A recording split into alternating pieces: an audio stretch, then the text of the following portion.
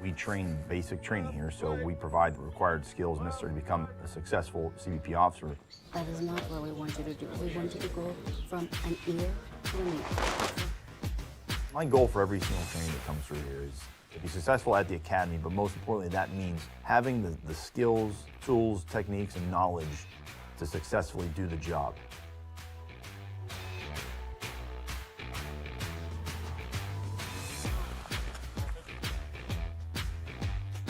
We have an 89-day program. We have a vast amount of different training and different disciplines that are learned here. Elbows in, eyes up, hands protecting your face. We provide the required skills necessary to become a successful CBP officer while recognizing people bring all sorts of different experiences and backgrounds with them. So it obviously adds to the benefit of having a very diverse class with very diverse backgrounds. We have people coming here right out of college, as well as people with a long military history or previous law enforcement. We get people, some have zero experience in law enforcement, and this might be their first real career that they've experienced. What we really need is people with self-discipline and internal motivation to work hard and to put forth 110% effort all the time. My vehicle seized. Is everything in my vehicle seized? And carry themselves in the utmost professional way. I have zero tolerance for unprofessional conduct. If you fail to act appropriately while you're here, we will send you home. Tracking? We do a very rigorous process to select our instructors here to get some of the best CBP officers that we have in the country.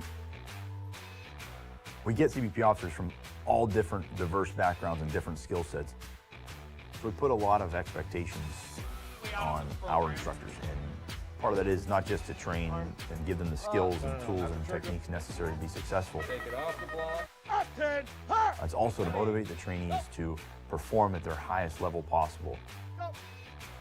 And ensuring a safe and secure training environment is absolutely critical.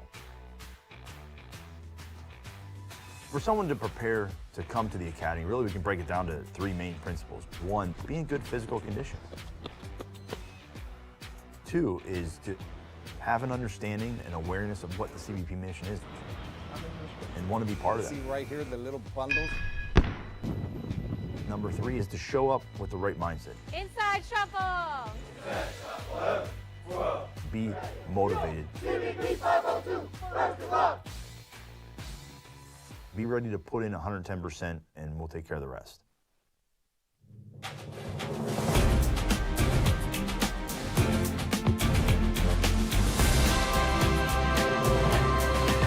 All right, the first thing that we're going to be doing is going to be getting your BMI, your weight, put your socks inside the shoes. A career in law enforcement is a very challenging thing, both physically and mentally. On the physical side of things, obviously it's a physically demanding job.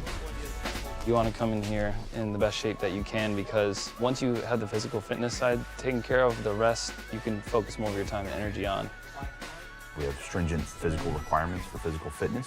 That's one of the first and foremost things. Once you step out from the scale, you're going to put your socks and shoes back on, and you're going to start stretching out for your 220-yard distance. Just took the fitness graduation standard today. It's a physical fitness test. This is the first to kind of get an assessment of where we're at. It consists of a 220-yard sprint in under 45 seconds. 30.5. Max push-ups, at least 24 in under 60 seconds. Stay at a high plank. 30 seconds remaining. And a 1.5-mile run in under 15 minutes. Go. With the sprint as an example, there might be a situation where another officer needs assistance, roughly 200 yards away, and the difference between 45 seconds and 25 seconds could be life or death. 13:39.8. Good job, sir. It was pretty tough. I came in a pretty good fitness level, and the first two took more out of me than I thought.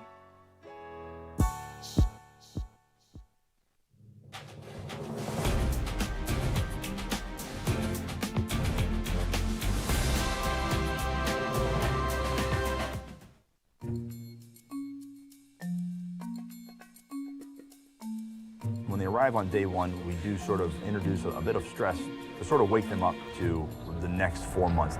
On your feet! On your feet! Let's go! Let's go! Let's go! Let's go! On your feet! You having a good time, sir? Not paying attention? The academy is predicated on discipline, that required discipline to be a federal law enforcement officer. My job here is the commander of troops! That really is just the opening door to the discipline that we instill through the course of their time here. You are ready! Now you are presentable! Have a seat! On your feet! They just want to see that You're able to follow simple instructions. If it's get out of the classroom, stand up, sit down, you know, look to your right, look to your left. You better show me that you understand, and then you can follow instructions. Session at 10. Ha! Oh, God! They want to put you under pressure right away.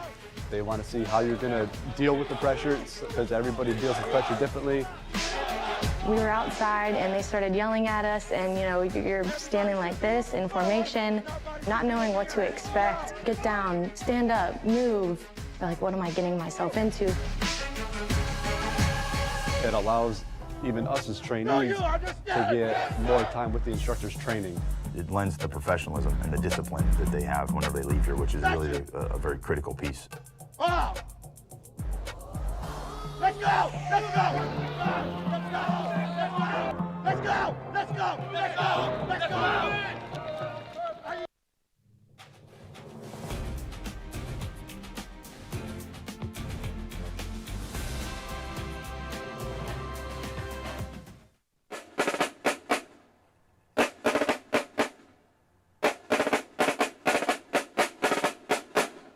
Academy! Drill and ceremony is fairly unique to us here on this campus. We're one of the few agencies that actually do it. Attention!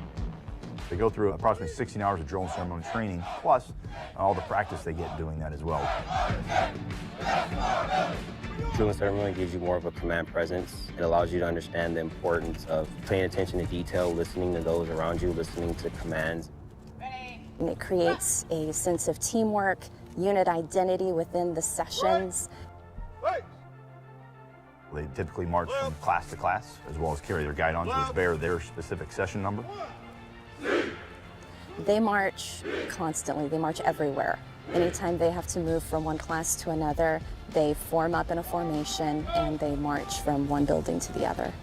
This campus is quite large, and they can cover some serious distance in the time that they're here. As a class, we come in all different civilian clothes, different parts of the country, but then the next day when we all show up in the same uniform, it kind of brings together the team aspect.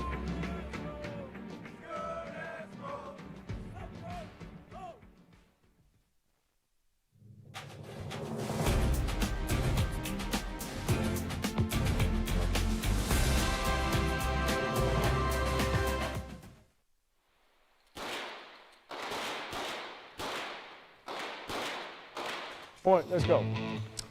First cardinal section, retrieve every weapon like it's loaded. Never point anything you intend to shoot.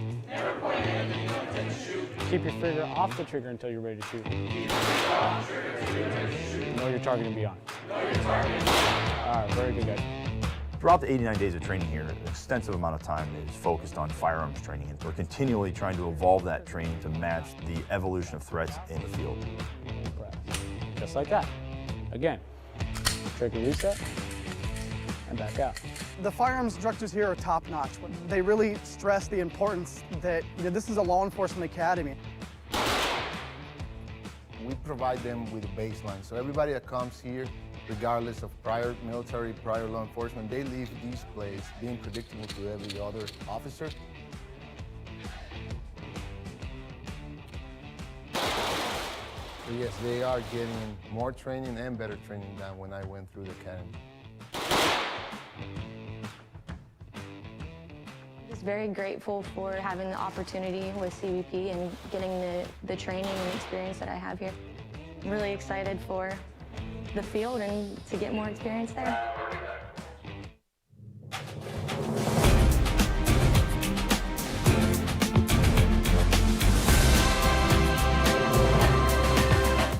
There are two things that they're really driving home in the last couple of years. Tactical medicine and active shooter. They go hand in hand. This is very likely to be fatal. And our job, if feasible, is to not let that blood loss occur. TACMED is very, very important because we need to be able to continue in the fight. We need to be able to fix ourselves, fix our body so we can control the situation, and then we can render aid to any innocent or first responder or even a suspect. Having that type of training builds the confidence in the trainees because they feel that they can control the situation better. Perfect, right? Yeah. Good seals all the way around. The training that we receive here is really invaluable, and it can be used in almost any environment that we could be put into. In case of emergencies, I have now first responder training. I feel like I can respond and help out. I'm gonna pancake it pretty much. They're teaching you stuff that we're gonna need to know when we get back to our ports. And I mean, we're gonna have to go back and apply everything we've learned here. Right now, tourniquet, right leg, tourniquet, right leg. That's what I want. Applying a tourniquet is one of the most invaluable lessons I believe we're taught here, because all the instructors have told us controlling that bleeding is one of the most important things as far as keeping someone conscious and keeping someone alive. Being able to properly apply a tourniquet to yourself or to somebody else and getting them that immediate medical attention is essential. They can provide themselves and others first aid. They try to expose them to multiple scenarios as well. This particular job can take you anywhere, domestically or overseas. You can be working in a seaport, a land border environment. You can be working in a cargo environment. I feel very prepared. The instructors have done a great job as far as making sure that we retain all the information. We call these occlusive chest seals, but a lot of times we need to vent one of our chests. Anybody can get hurt at any time. You're in a law enforcement position. If you're prepared and you have your IFAC and you're going after an active shooter, you feel confident in the training you have, you can save the life of yourself, save the life of someone else. And if you respond fast enough and efficiently enough, you can do really great things in this world. Good to go, guys?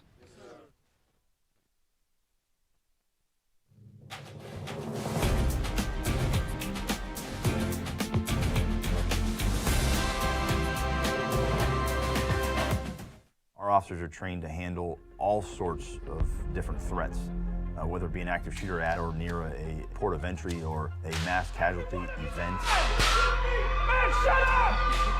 We create a scenario-based training, so if they ever face a situation like that or similar, they already have some sort of experience.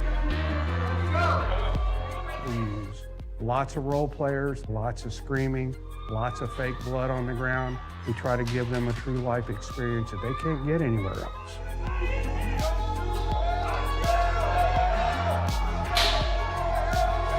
Active shooter can happen anytime, any place, on or off duty.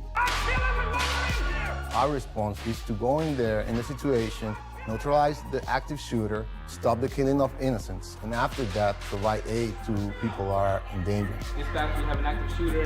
What we're trying to do is get our trainees to understand that every situation is going to be different.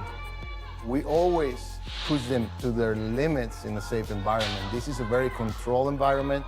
They're going to have safe ways to approach an incident. We want to de-escalate as much as we can, but at the end of the day, they will be reasonable with utilizing force if it's necessary.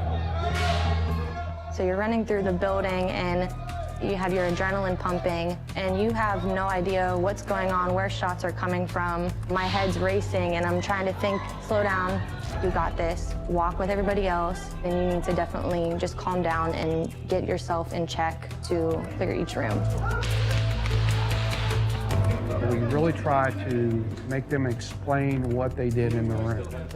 We're always working for perfection, but if they miss a little thing, you can always bring it up in debrief and say, hey, this is where we fell apart a little bit. Let's work a little bit harder on that. The more we know and the more we're able to react and respond to those situations, I think the better off we can be. When you see the light come on and you see the students stack upright and as they're moving down the hallway and you see them coming in close and sticking together and moving without hesitation, it's really an amazing thing for an instructor.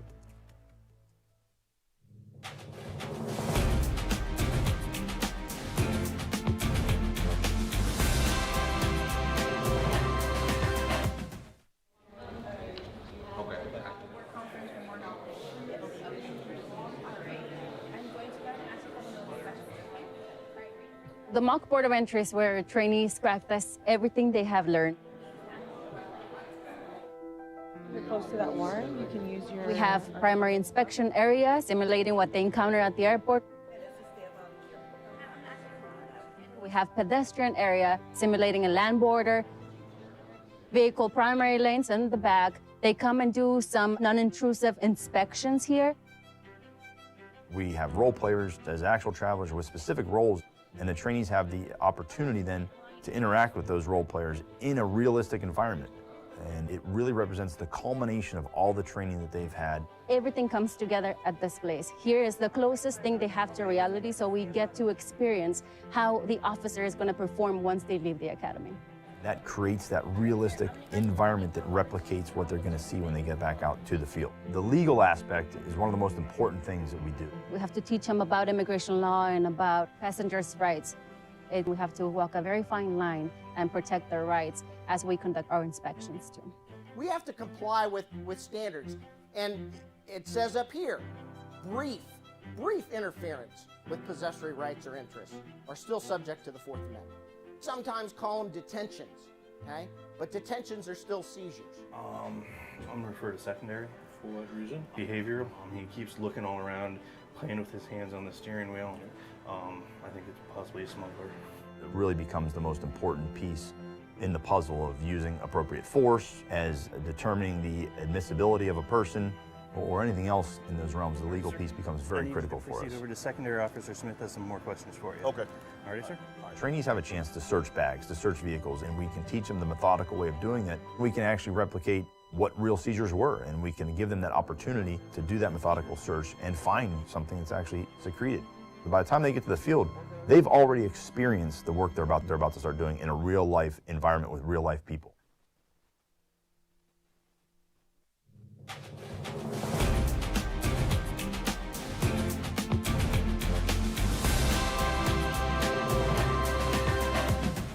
Good morning. How are you? Can I see your passport ticket?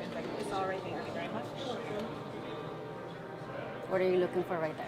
I'm doing an imposter check to make sure the picture matches the person who's sitting in front of It's not uncommon for a CBP officer to find a person with a fraudulent document, so we teach them those skills of how to identify those documents by incorporating the behavioral analysis, as well as the listening skills, as well as the interviewing skills. And we combine all those things in order to give them those tools to be able to determine if somebody is the legitimate holder of that document. What's the first thing you do when you get a document? Imposter check, right? So I have to make sure that the person... Our trainees go through extensive document analysis training. The trainees are trained in imposter detection, where they get trained on facial features and how to detect an imposter as they compare a person to a document. It may appear like the person's eye has changed, but the overall shape of that eye hasn't. Right, we're really trying to build on the unscripted conversations that we need our officers to have and to develop the ability to ask follow-on questions. My daughter is having our first grandbaby. Oh, how exciting. How long will you be here? I'm hoping to be here up to a year. And to determine why are they looking to come to the U.S. Is it for legal purposes or is it for some criminal activity? For 6 months. Correct.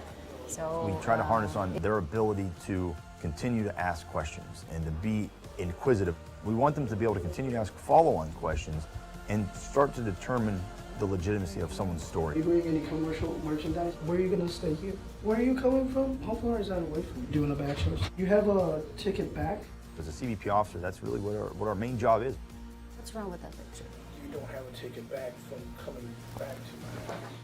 as part of their training here, officers go through extensive training in law because we want them to understand what their authority is while they respect the traveler's rights.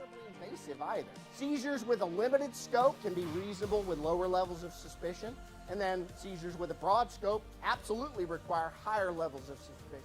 The mock board of entry is a critical piece in our toolbox here at the Academy.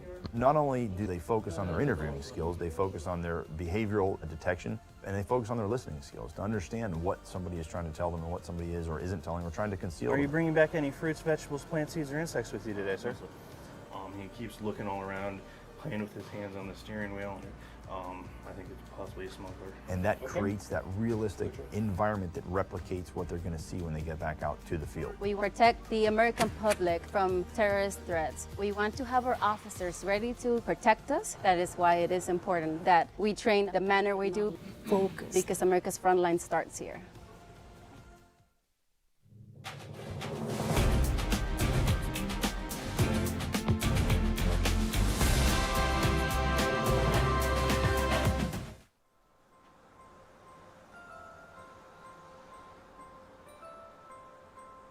Let's see if we remember a little bit about the importance about agriculture.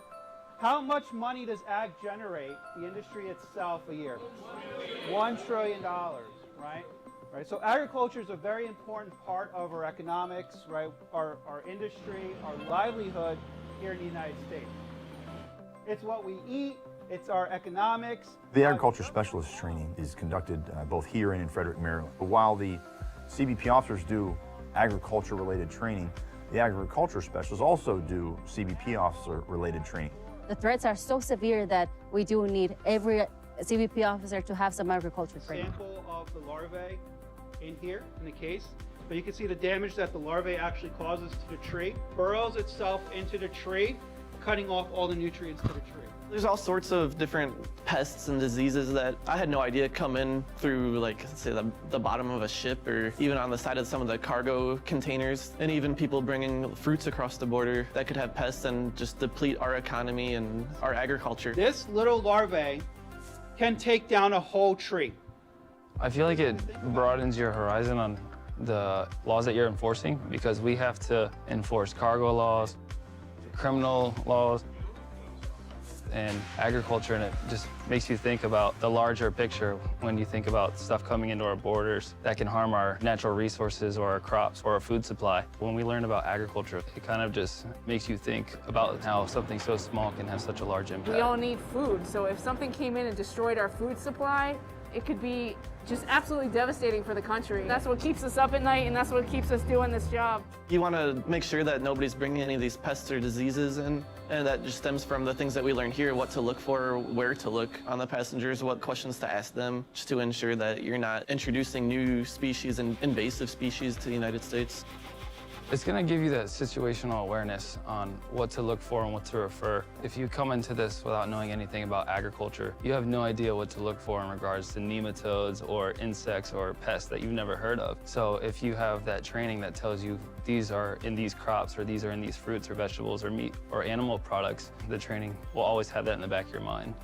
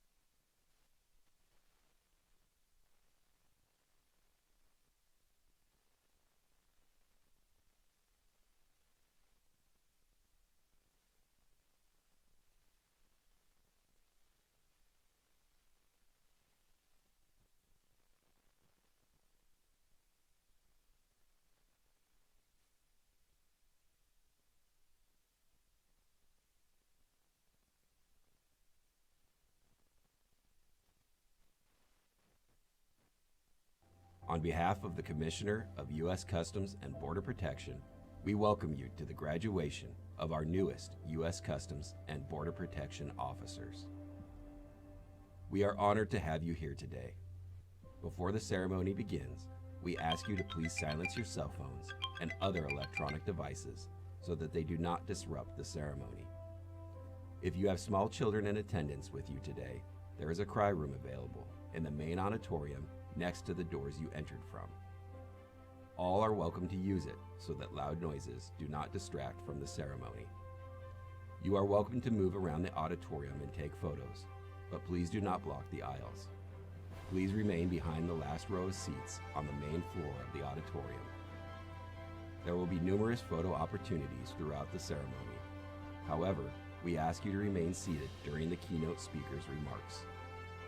Please like and follow the Academy's Facebook and Instagram accounts to see highlights from our training. We thank you again for being part of this momentous occasion. Enjoy the show.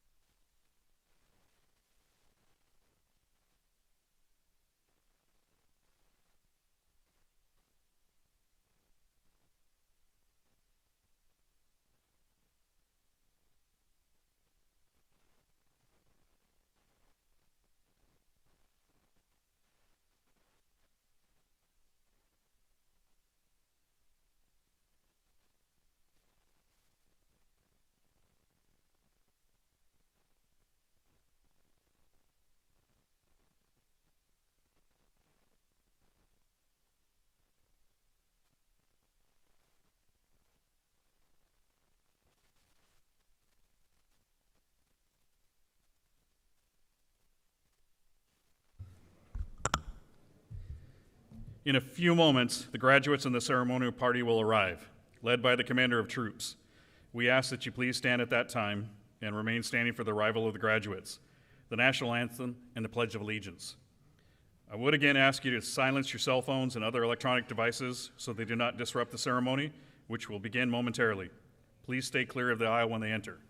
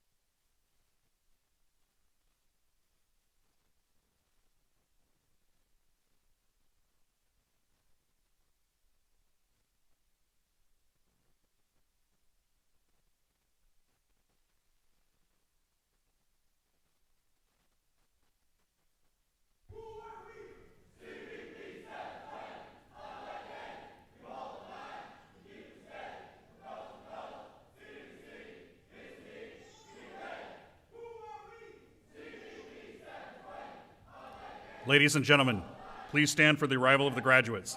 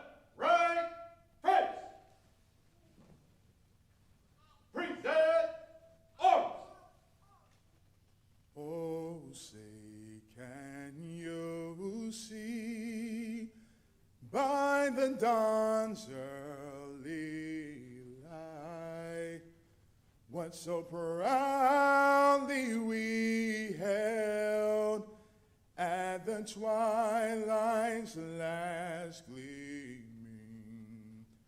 whose broad stripes and bright stars through the perilous fight o'er the ramparts we watched were so gallantly streaming, and the rockets' red glare, the bombs bursting in air, gave proof through the night that our flag was still there. Oh, say does that star-spangled banner yet wave o'er the land of the free and the home of the brave? I pledge allegiance to the flag of the United States of America and to the republic for which it stands, one nation, under God, indivisible, with liberty and justice for all. Order! Arms! On-stage personnel, left, face! All uniformed personnel, at ease!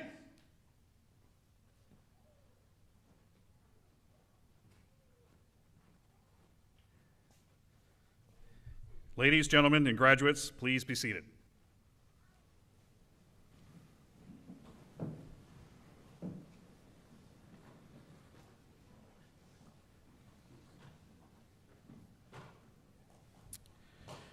Good afternoon. My name is John McPhail. I'm a branch chief with CBP Field Operations Academy.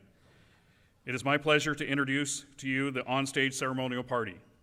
Curry Pastalong, Director, International Programs and Training. Henry DeBlock, Executive Director, Field Operations Academy. Mark Nolden, Program Specialist, Training and Management Division, Federal Law Enforcement Training Centers. Sarah Cooper, Lead Session Supervisor. Barquette Kane, Session Supervisor. I will now turn the podium over to Executive Director DeBlock, who will introduce today's keynote speaker.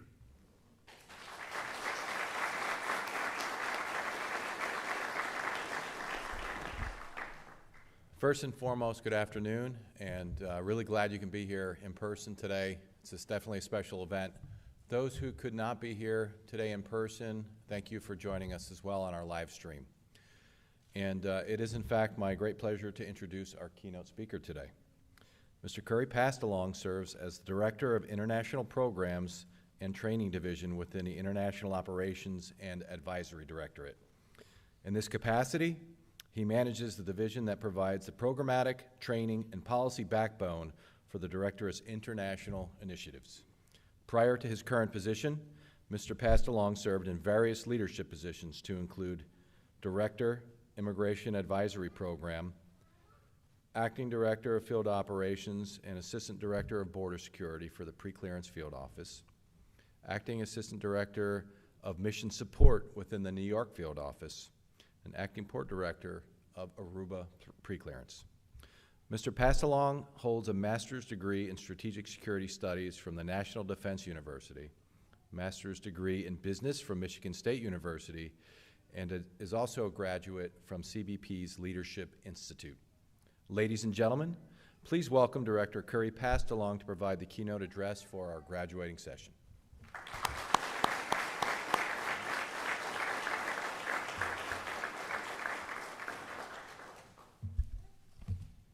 Good afternoon, everyone. Good afternoon, sir.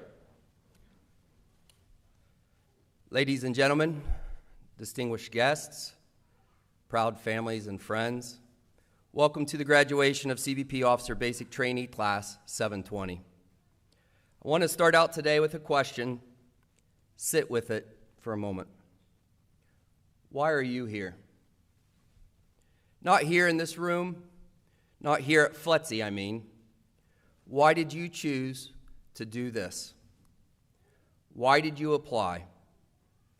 Why did you tell someone you love that you were going to become a federal police officer? Not just any police officer, a CBP officer.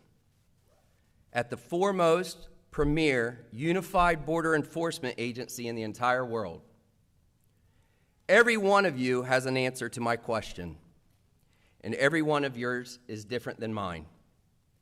That's what makes CBP, this class, this moment, so extraordinary. I'll share with you very briefly my answer to the question. My calling occurred on a beautiful Tuesday morning in September of 2001. I was 22 years old, a senior at West Virginia University, when the world as I know it, when the Twin Towers fell, when the Pentagon burned, when a field in Pennsylvania became hallowed ground, the world changed. Something shifted inside of me that day, not just grief, not anger, it was purpose. I felt a pull, a voice inside of me that says, this matters, and so do you, and you need to do something about it. That day, I got a calling. I found my purpose, so I applied for CBP. And here I am, 22 years later, speaking to you today. But here's the thing, September 11th is history to many of you. We talked about this. Some of you were toddlers. Some of you weren't even born. And that's not a knock, that's the point. Your calling, your purpose doesn't look like mine. And it shouldn't. Maybe for you, a parent or a family member wore this uniform, or wears it today. Maybe you grew up watching someone come home each day, working at a port or a police station, and you thought, I want to be like that. I want to do that. And their story became yours before you even realized it. Or maybe it was something else. Perhaps it was a sad story involving a family member or a friend caught up in the drug crisis, or a story you know about human smuggling that you just couldn't forget. Or maybe you just wanted to serve your country, and this seemed like a pretty exciting way to do it. It is a pretty cool job. Honestly, any of your reasons for being here matter. However, the mission and the agency doesn't rank the reasons why people join. It only measures how you serve. Whatever brought you here today, your purpose, that calling is yours. Own it, because it led you to this day, and what you do next is entirely up to you. The role and the world you are soon stepping into is complex. It's demanding. It's unrelenting. As a CBP officer, you are the shield against terrorism. You are the barrier against transnational criminal organizational crime. You're the gatekeeper against illegal narcotics, dirty money, weapons flowing across our borders, the defender in the fight against human smuggling, the enforcer of trade, the protector of American agriculture, the sentinel against biological threats. That's a lot. But you are the first line, and in many moments, the last line of defense. The stakes are real. The threats are real. The need for officers who are not only skilled, but also principled, who do what is right even when no one else is watching, has never been greater. And you've already proven you belong here. You passed the fitness standards, all the tests, the practical exams. You've absorbed the academic rigor of this academy. Law enforcement professionalism, inspectional techniques, laws, regulations, and procedures, and you didn't just memorize it, or at least you tried. You internalized it. You've been tested, you made it, you're ready, and here we are today. But before we go any further, let's honor the people who made this possible. To the instructors and staff here at the Field Operations Academy, you are the architects of excellence. You pushed when pushing was needed, steadied when steadying was needed, and you saw the potential in these officers sometimes before they saw it in themselves. Thank you. To the families and friends in this room, and to those that couldn't make it here today, you are the silent strength behind every badge earned here today. You answered the phone calls, every panicked text message, and you soothed the doubts. You sacrificed so that someone you love could pursue something larger than themselves. That support doesn't end today. It's what will keep these officers grounded through everything that comes next. Instructors, staff, family, friends, please give yourselves a well-earned round of applause.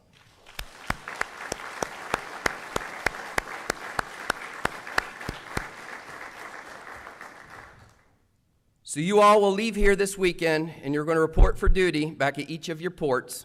No more red gun, the real deal.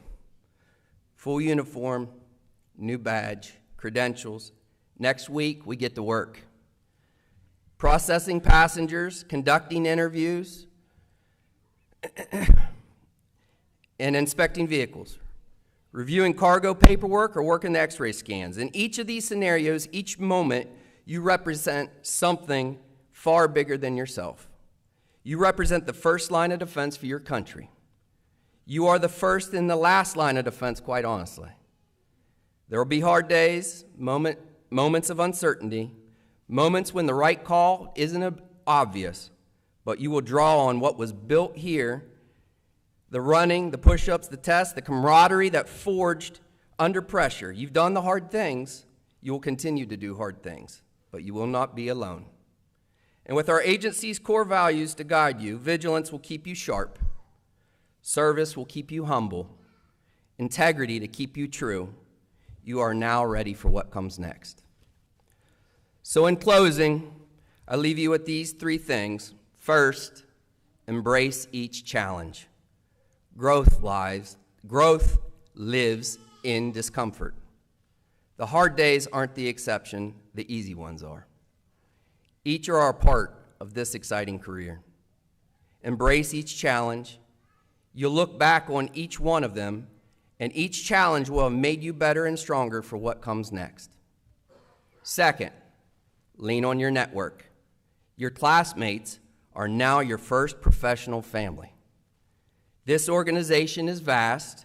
The bonds formed here at FLETC, back at your ports and beyond, will follow you throughout the rest of your career. Each relationship you build will become your network that you will count on to make things happen. Now, remember how I started? The question I asked? Many of you thought the tests were over. Some of you haven't even heard a thing I said. You want your badge and creds and get out of here. The third thing is purpose.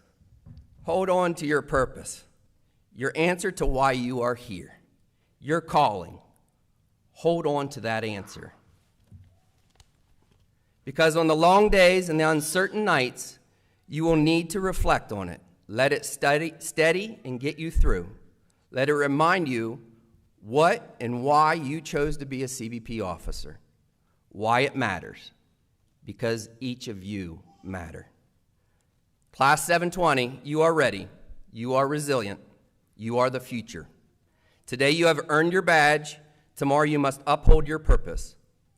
And with that, welcome to the history and the fraternity of CBP, the premier law enforcement organization in the world. You are no longer trainees, you are CBP officers. We've been waiting for you.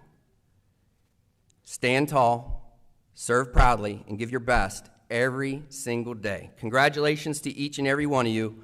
Welcome to the challenge, welcome to the journey, welcome to CBP. Thank you.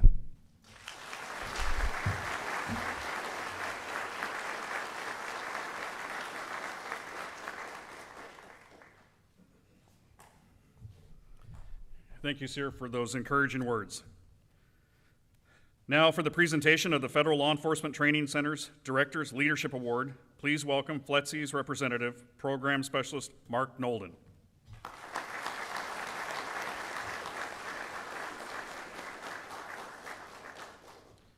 The Federal Law Enforcement Training Center's Director's Leadership Award is a unique award in which the recipient is not selected by FLETC staff or the FOA staff.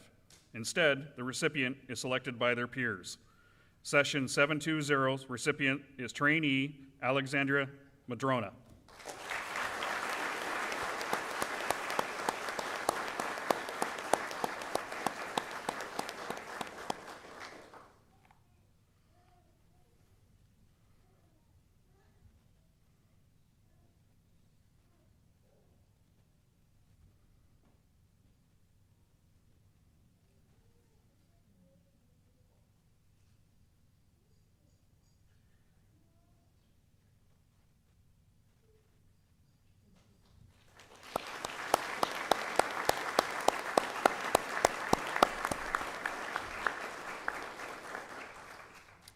Thank you, Mr. Nolden. The Field Operations Academy's awards will be presented by Director Pastalong and Executive Director DeBlock.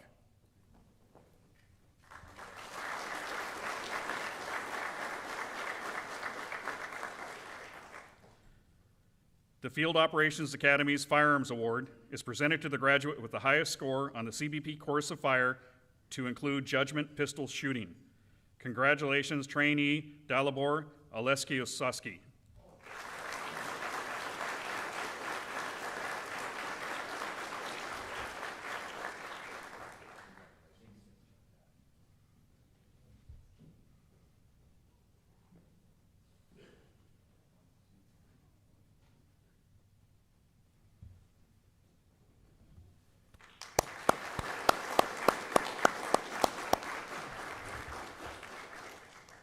Physical training is a key component of being a successful Customs and Border Protection officer.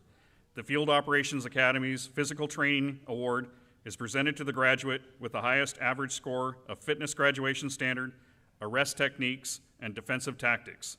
With an achieved composite score of 92.93%, congratulations, trainee Diego Lepe Juarez.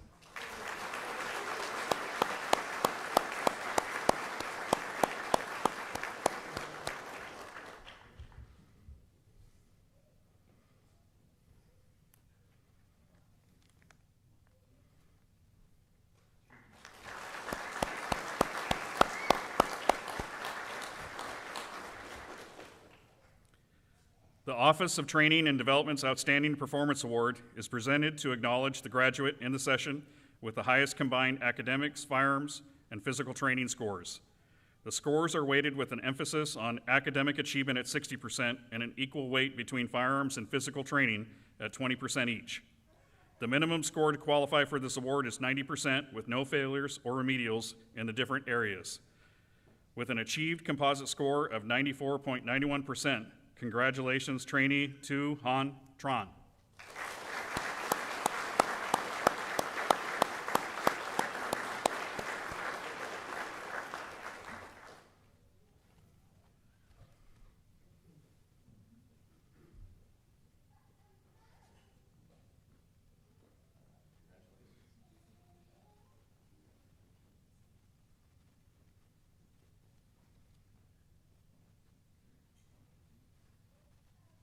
Let's hold on. Hold on. The Field Operations Academy's Academic Achievement Award is presented to the graduate with the highest overall scholastic average with an achieved composite score of 97.75%. Congratulations, trainee Tu Han Tran.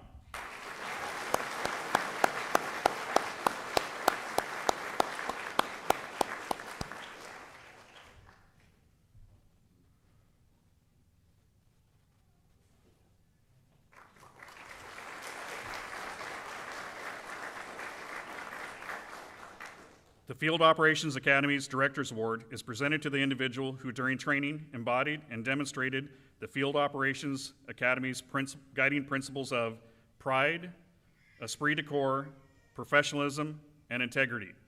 Congratulations, trainee Anissa Mercado.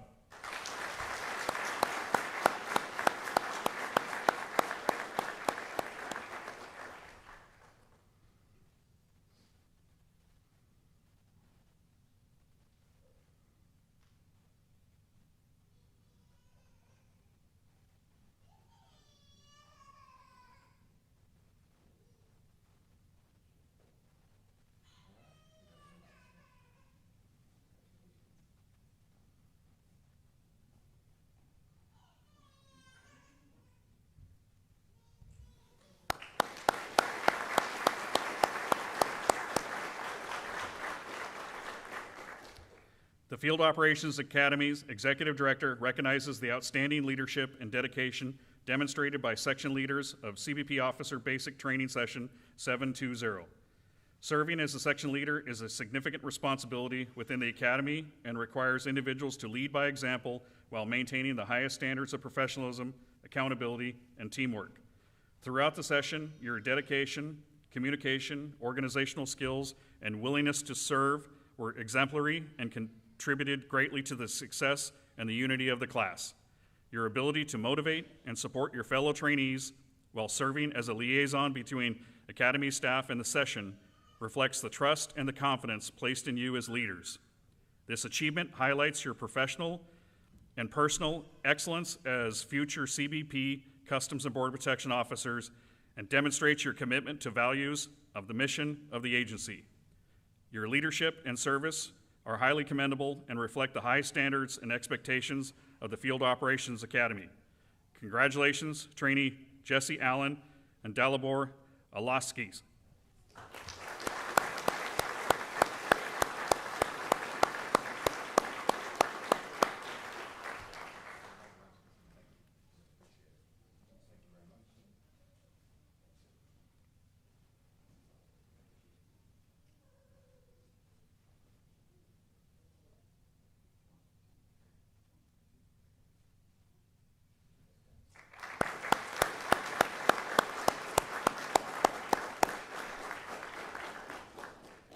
Thank you, Executive Director DeBlock and Director Pastalong.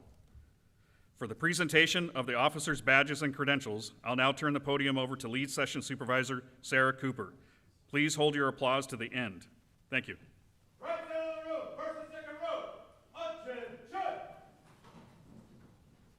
Right, hey! Forward, march!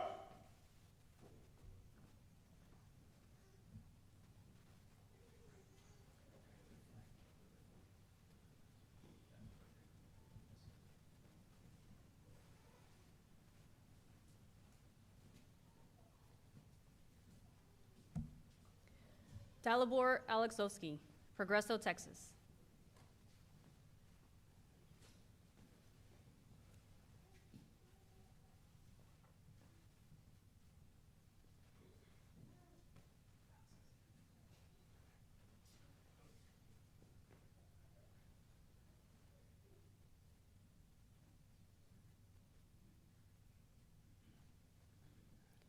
Jesse Allen, Trout River, New York.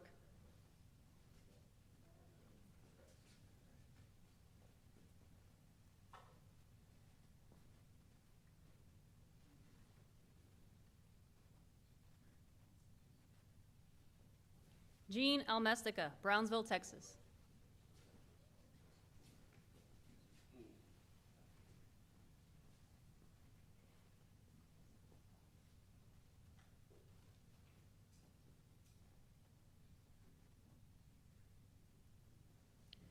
Rodolfo Amesquita IV, Laredo, Texas. Joining Officer Amesquita on stage is his father, Mr. Rodolfo Amesquita III. Mr. Amesquita is a Border Patrol agent in Laredo, Texas with 22 years of service.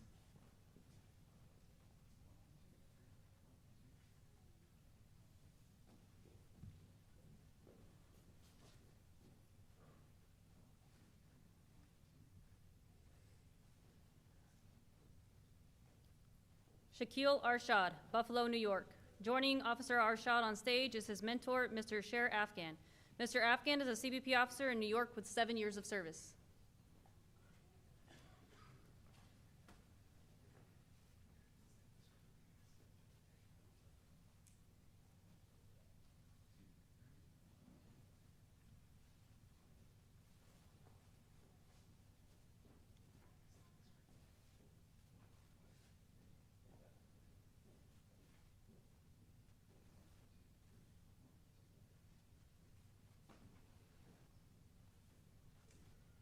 Shane Ashmore, Chicago, Illinois.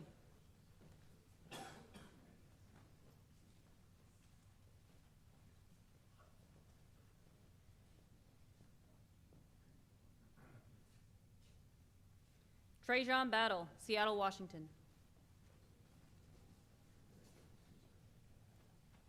Right side of the room, 34th room.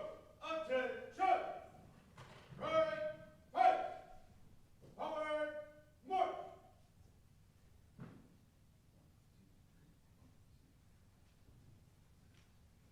Jordan Bevins, JFK, New York.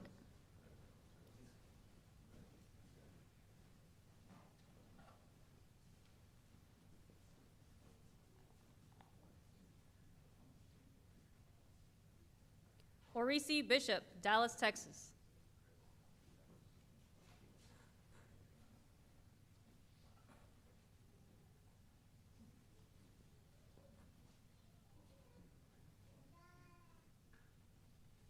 Andy Bonanni, Brownsville, Texas.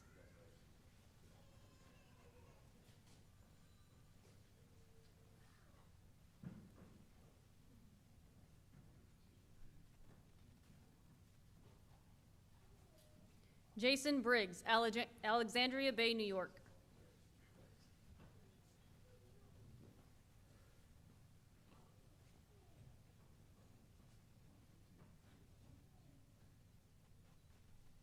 Kyle Calderon, Laredo, Texas.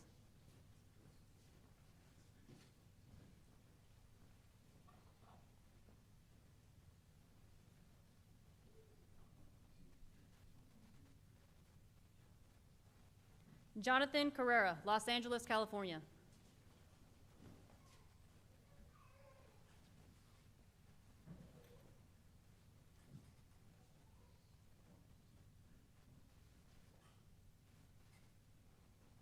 Alan Cavazos, Hidalgo, Texas.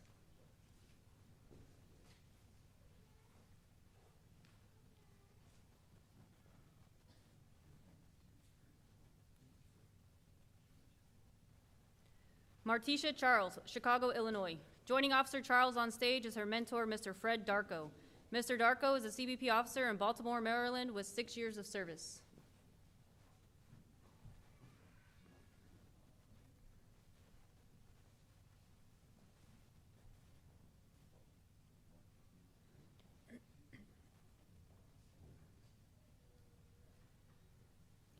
Kyle Clark, Dallas, Texas.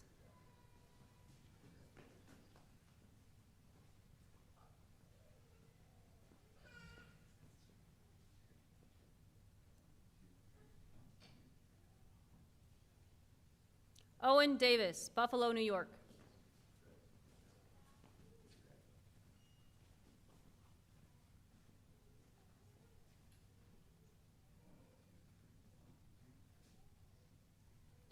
Damani Doyle, El Paso, Texas.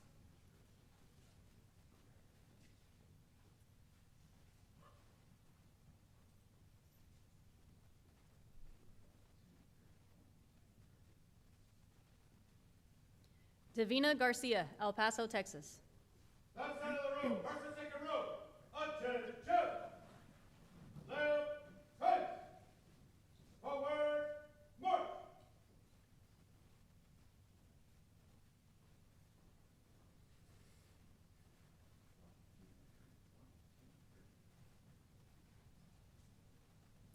Rebecca Guzman Barajas, San Ysidro, California.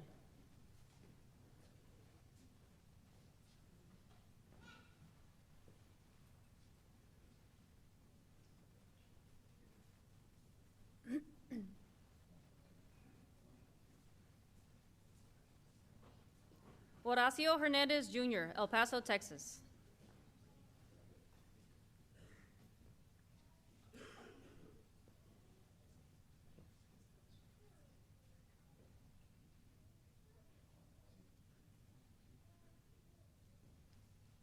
Ethan Hernandez, San Luis, Arizona.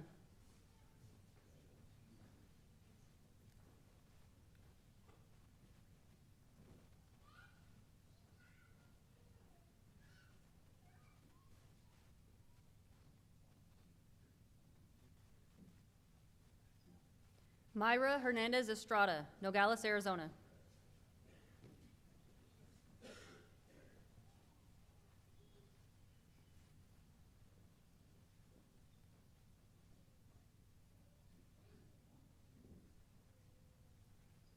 Itzayana Hinojosa, Brownsville, Texas.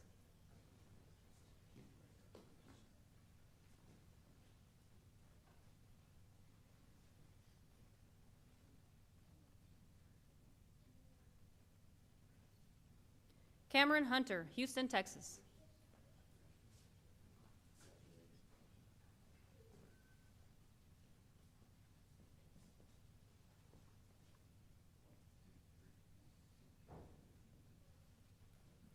Diego Lepe Juarez, San Luis, Arizona. Joining Officer Lepe on stage is his aunt, Miss Araceli Juarez Camargo. Miss Juarez Camargo is a police chief in Arizona with 28 years of service.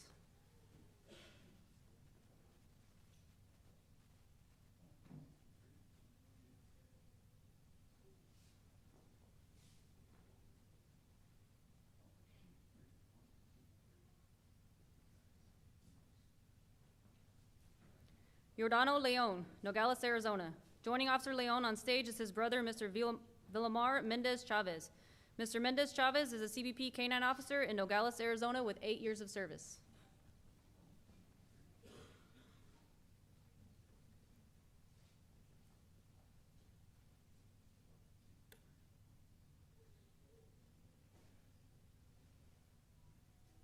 Kyle Madden, Champlain, New York.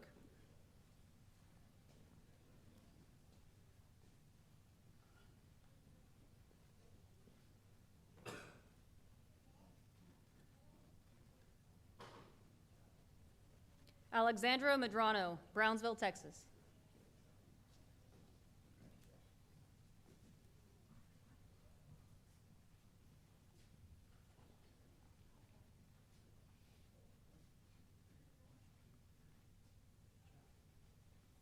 Anissa Mercado, Hidalgo, Texas. Joining Officer Mercado on stage is her sister, Miss Larissa Mercado.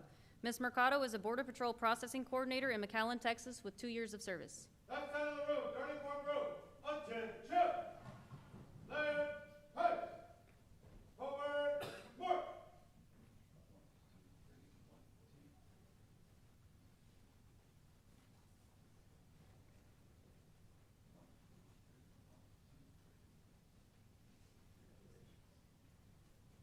Mark Morales, Dallas, Texas.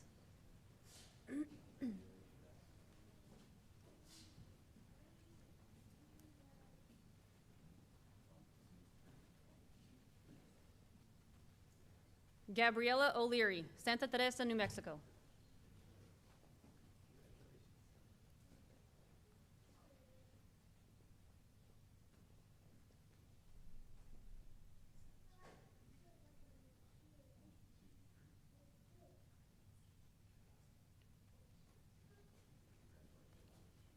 Gerardo Osuna, Hidalgo, Texas.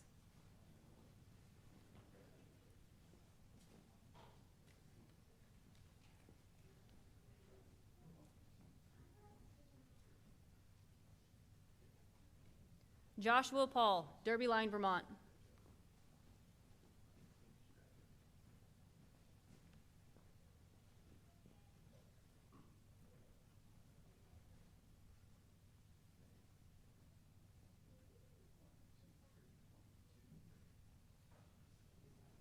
Javier Perez Varela, Buffalo, New York.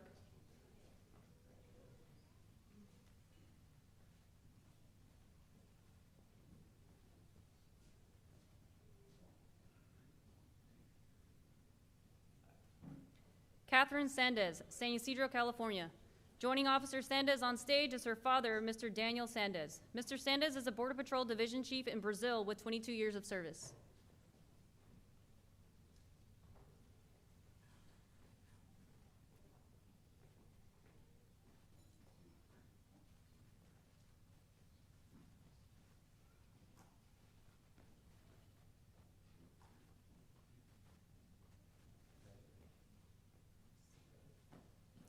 John Setford, San Ysidro, California.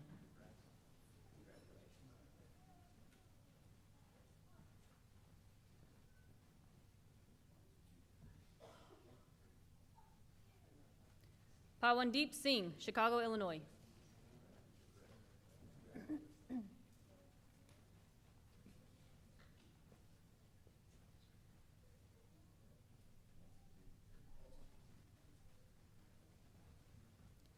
Valen Stedham, San Ysidro, California. Joining Officer Stedham on stage is his father, Mr. Daryl Stedham. Mr. Stedham is a police sergeant in Long Beach, California with 20 years of service.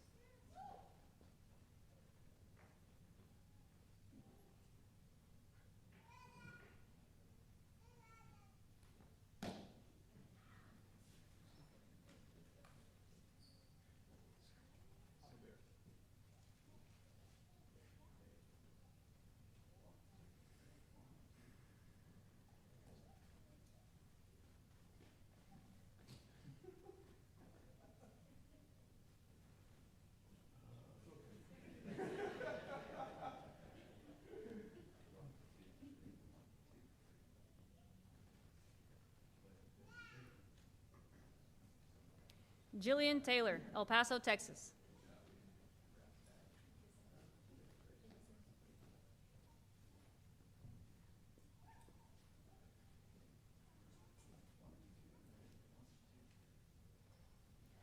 Tuha Tran, Seattle, Washington.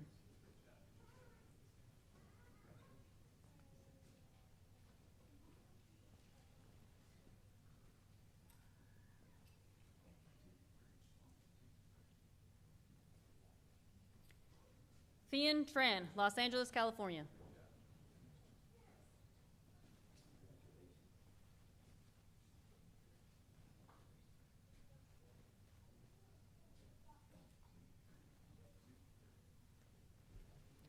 Vanessa Vieira, Hidalgo, Texas. Joining Officer Vieira on stage is her brother-in-law, Mr. Jesse Gonzalez. Mr. Gonzalez is a police officer in McAllen, Texas with 3 years of service.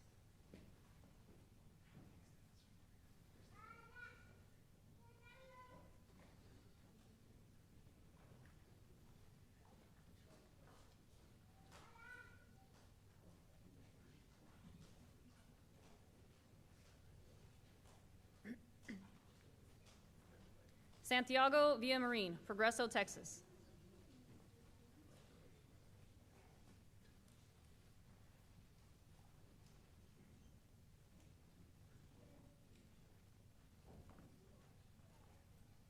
Andrea Villanueva, Laredo, Texas. Joining Officer Villanueva on stage is her father, Mr. Vidal Gonzalez. Mr. Gonzalez is a CBP officer in Laredo, Texas with 20 years of service.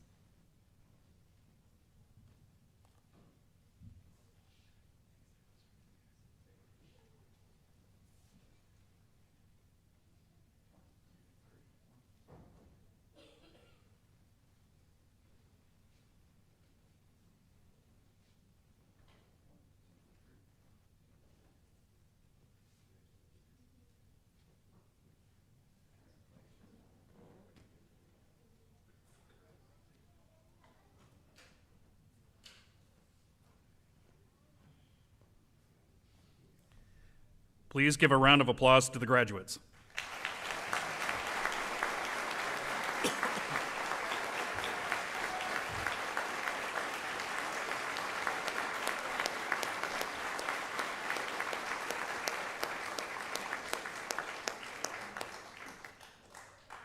Graduates, please stand. Face the podium. Prepare for the oath of office to be administered by Executive Director DeBlock. Ladies and gentlemen, please remain silent during the oath of office.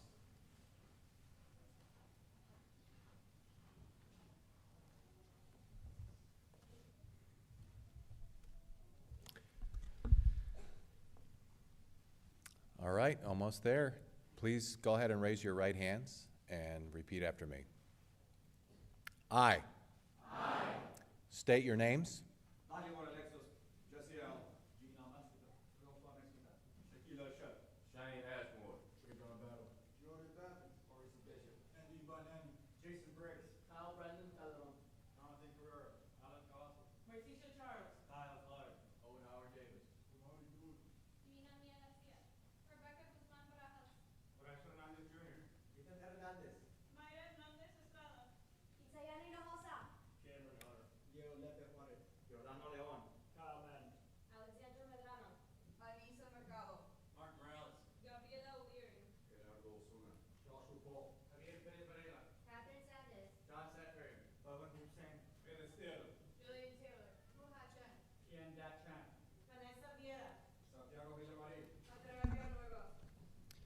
Do solemnly swear.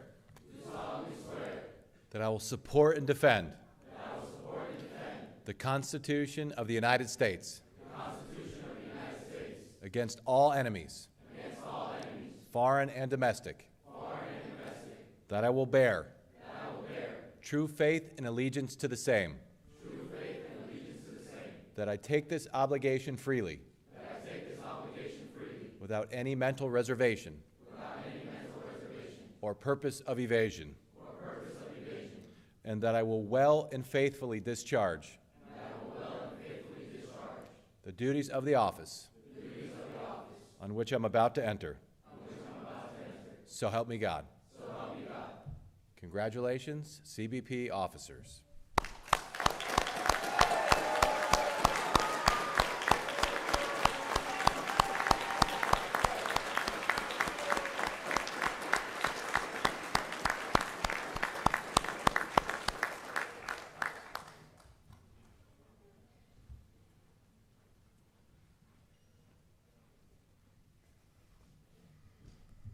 Officers, be seated.